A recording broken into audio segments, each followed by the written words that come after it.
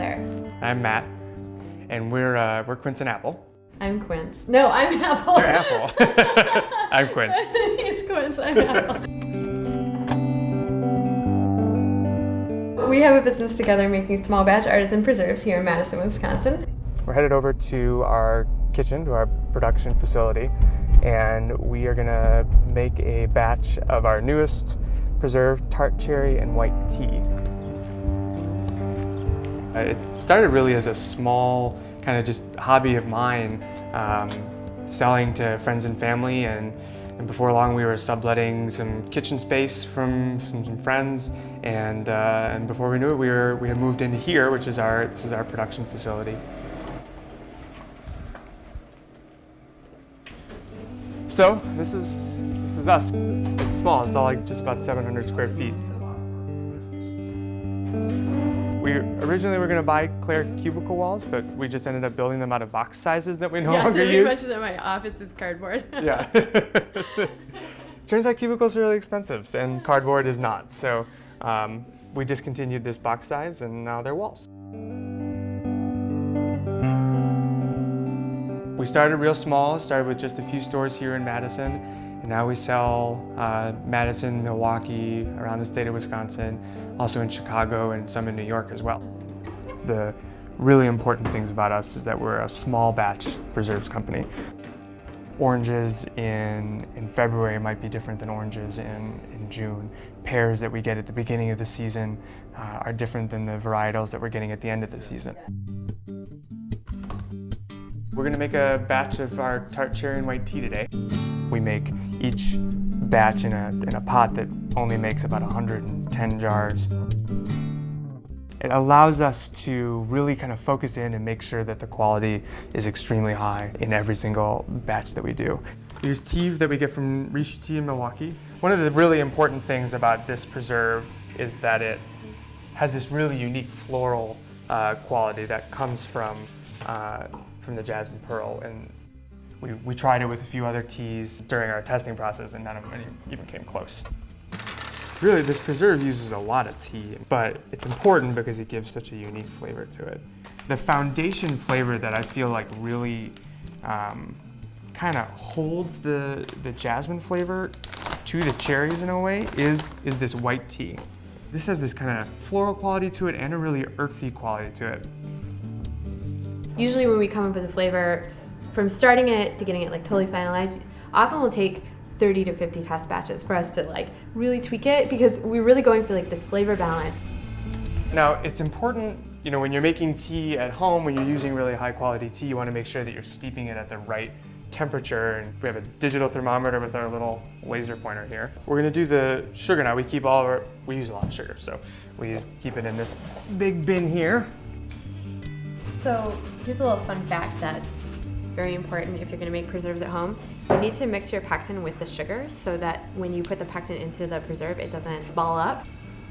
Pectin is it's a natural formation in fruit. It's what makes fruit hard. So in an apple, like the reason an apple's firm is because there's like a wall or like an interlacing wall of pectin holding it together. Cherries have almost no pectin, which is why they're so soft. So it requires a fair amount of pectin in order to get this to get the right gel.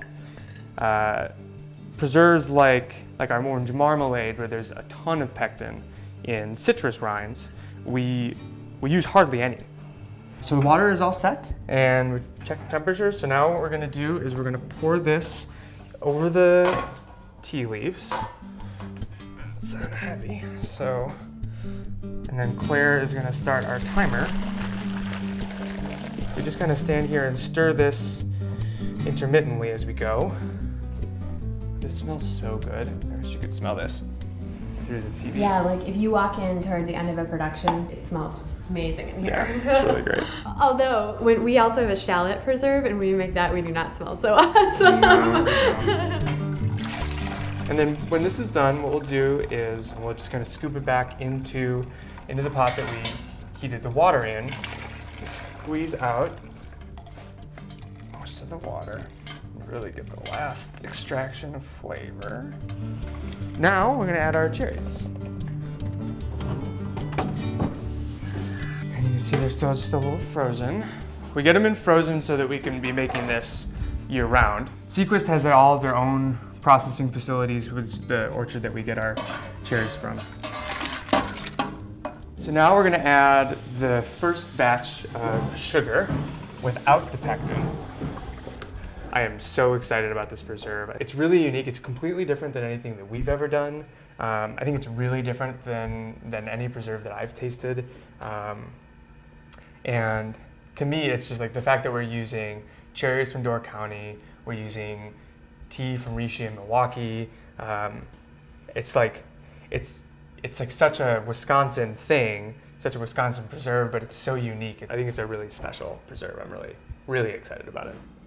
And then the last thing we need to do is juice some lemons. Most of our preserves have some lemon juice in them to bring out a little bit of tartness. Like, you know how like it's nice to have like a little salt in a savory dish always? Like a lot of times a little lemon brings out more of the flavor. It makes cherry taste more like a cherry or strawberry taste more like a strawberry. So we're gonna add the lemon juice now that Claire juiced. As you can see, you're starting to get the foam up at the top here, and but the real way that you can tell is that all of the cherries have come up. They're all floating up at the top here. When that starts to happen, you know that it's about to come up to a boil. So now that's the time where we're gonna add this next batch of sugar, and this has the pectin in it. And then, we'll simmer it just for about 5 minutes, and then it'll be ready to go.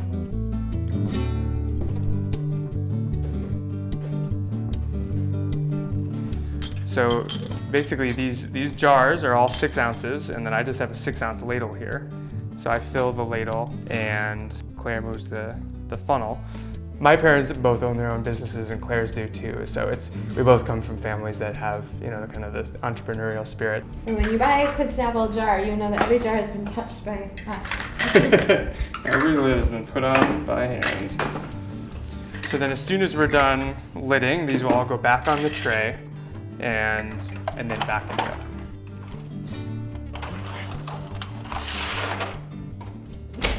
So that's that, yeah.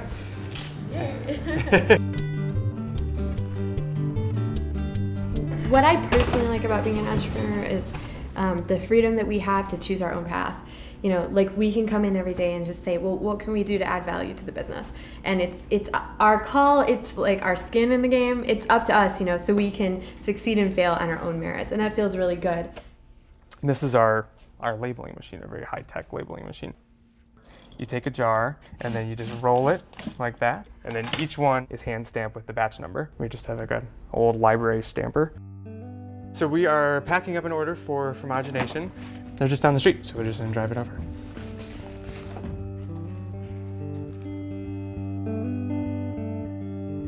Fromagination is a really wonderful cheese and specialty food shop here in Madison. When we started our business, they had been around for about 2 years when we started, and they were our very first account.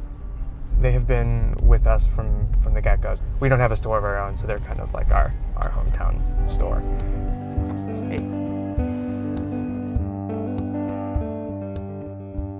So this is like our whole collection, Quince Apple. It looks really beautiful here on the shelves, I think. They do a great job. So we make these tiny jars, as you can see. They're marketing them adorably. And then this is we make this custom flavor for Fromagination. It's a cranberry relish. So that is just us and them. And then these are all our regular flavors. We have a pear, a fig, an orange, and a shallot. Yeah, exactly. There's this whole community in Wisconsin of cheesemakers, artisans, like brewers, distillers, and I love being part of that community, and I think that there's a lot of momentum behind it in Wisconsin right now. There's a really strong culture of people who are collaborating to create something cool in the state. I'll talk to you soon. All right, bye, Matt. I feel like there's like an energy here in Wisconsin right now with food that it's just really exciting to be a part of.